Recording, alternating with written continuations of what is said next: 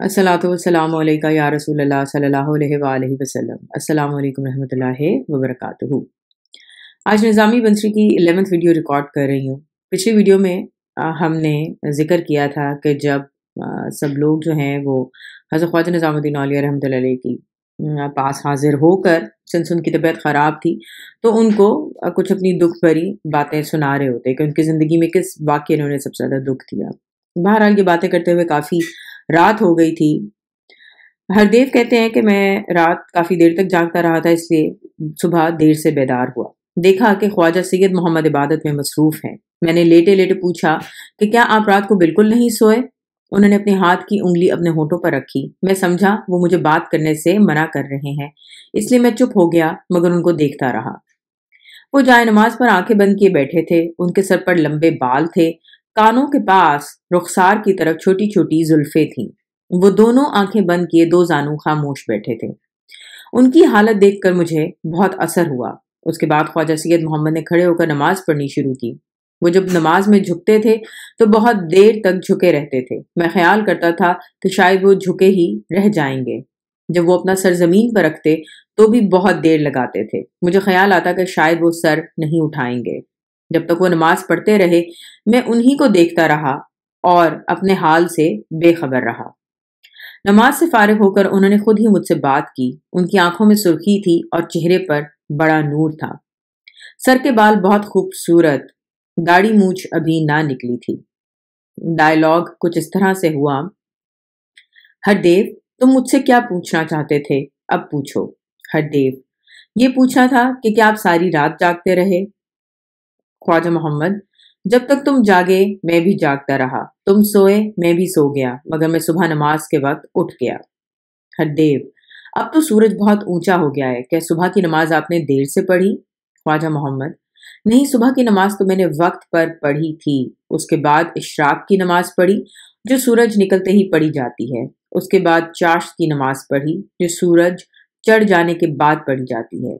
मेरे हजरत ने मुझे ये 3 नमाजें सिखाई हैं, 2 सुबह की और 1 शाम की, जो मगरिब की नमाज के बाद पढ़ी जाती है। उसे अवाबैन कहते हैं। हरदेव, आप आंखें बंद किए बैठे थे और इसी हालत में उंगली होठों पर रखी थी, मगर मैंने सुना है कि नमाज में ऐसा नहीं करते। ख्वाजा मोहम्मद हंसते हुए, वो नमाज ना थी, मराकबा था। मराकबा किसको कहते हैं? ख्वाजा मोहम्मद, अरबी जबान में रकबा गर्दन को कहते हैं और गर्दन झुकाकर ख्याल और दिल में खुदा की याद को मराकबा कहते हैं। हरदेव, हम हिंदुओं में इसको समाधि कहते हैं। ख्वाजा मोहम्मद, समाधि क्या होता है?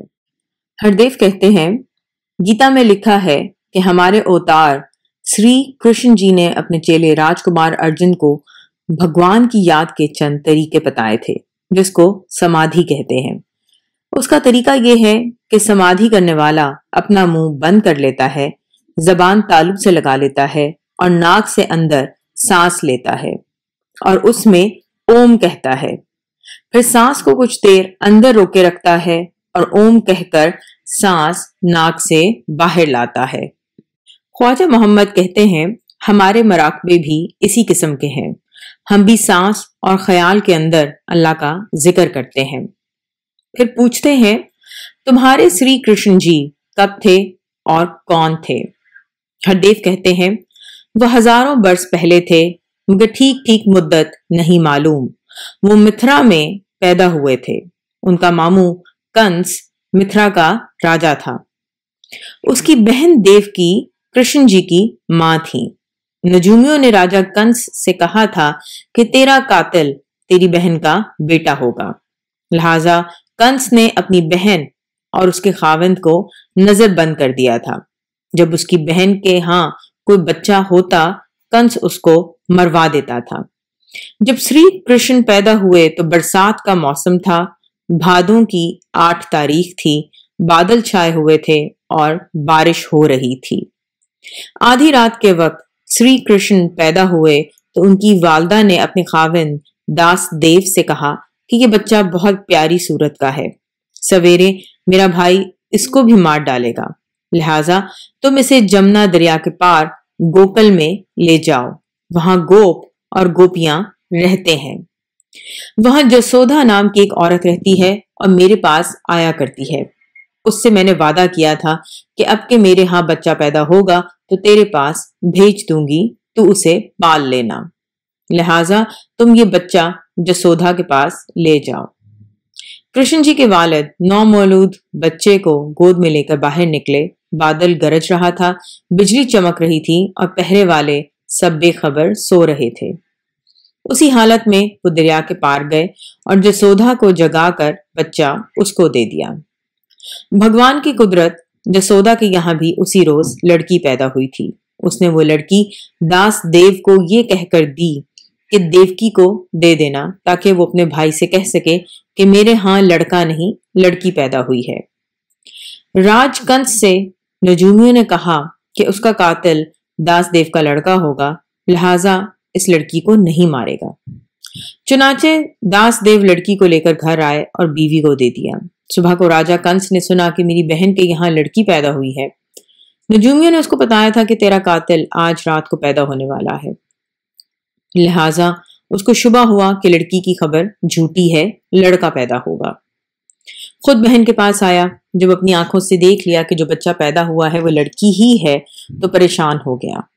फौरन नजूमियों को बुलवाया और उनसे कहा कि तुम लोग तो कहते थे कि आज रात लड़का पैदा होगा, मगर वो तो लड़की पैदा हुई है। नजूमियों ने कहा कि हमारा हिसाब गलत नहीं हो सकता, हम दोबारा देखते हैं। चुनाचे उन्होंने राजा के सामने दोबारा नजूम का हिसाब किया और ये कहा कि हिसाब में लड़का ही मालूम होता है, इससे ज्यादा हम कुछ नहीं जानते। ये बात सुनकर कंस को गुस्सा आ गया। बहन की गोद से लड़की को छीन लिया और दोनों पांव पकड़कर हवा में चक्कर दिया, फिर पूरी कुव्वत से जमीन पर मार दिया। लड़की गिरते ही मर गई, उसका सर पाश पाश हो गया। उसके बाद राजा कंस ने कहा कि बेशक ये लड़की थी, मगर मेरे दिल का वहम दूर हो गया। उधर कृष्ण जी जसोदा की गोद में पलते रहे, यहाँ तक कि वो बड़े हो गए। फिर गोपों की जमात को साथ लेकर अपने मामू पर हमला किया। राजा कंस उनके हाथ से मारा गया और वो खुद मथुरा के राजा बन गए।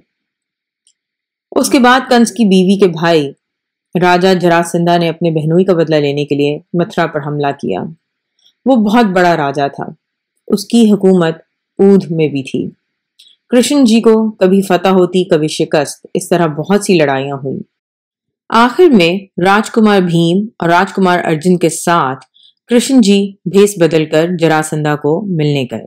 वहां भीम की राजा जरासंधा से कुश्ती हुई, जिसमें भीम ने राजा को मार डाला।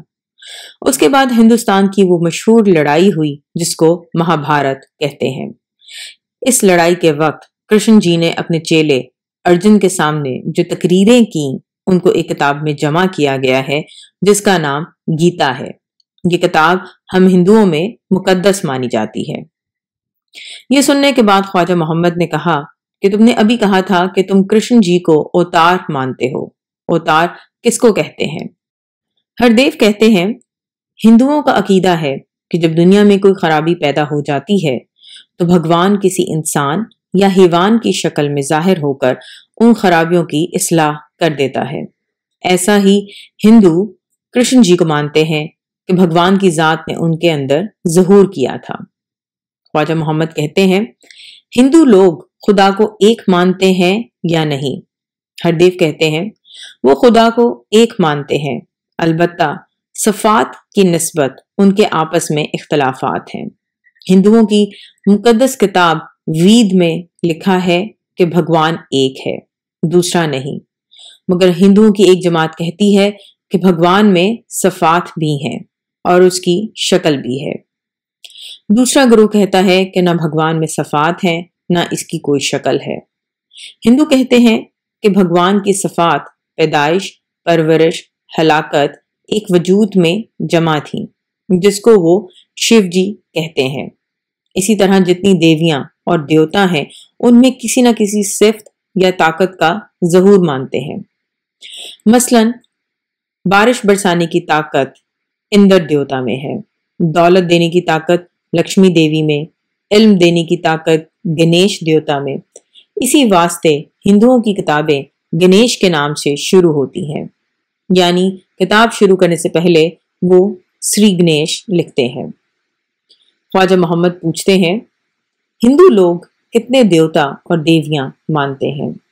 हरदेव कहते हैं, मुझे ज़्यादा तो नहीं मालूम, मगर सुना है ऐसे कि करोड़ों देवता और देवियां हैं। ख्वाजा मोहम्मद कहते हैं, जब भगवान ने अपनी तमाम सिफात यानी ताकतें देवियों और देवताओं को बांट दी हैं, तो खुद इसके इख्तियार में क्या चीज़ बाकी रही है? हरदेव कहते हैं, मैं इसका जवाब नहीं दे सकता, मुझे अपने मजहब की बहुत कम मालूमात है। ख्वाजा मोहम्मद कहते हैं, मेरे हजरत ने हुक्म दिया था कि मैं तुमको मुसलमान बुजुर्गों के हालात सुनाऊं और तुम मुझको हिंदू बुजुर्गों के हालात सुनाओ।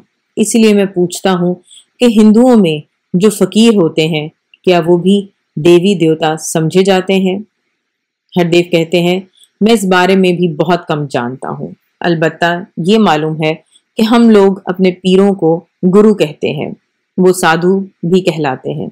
ये लोग दुनियादारी से अलग रहते हैं, रुपए पैसे को हाथ नहीं लगाते, शादी ब्याह नहीं करते, अपने चेलों को भगवान को याद करने के तरीके बताते हैं, गुनाह की बातों से उन्हें रोकते हैं। हम उनकी बरकत और दुआ लेने के लिए उनकी खिदमत करते हैं।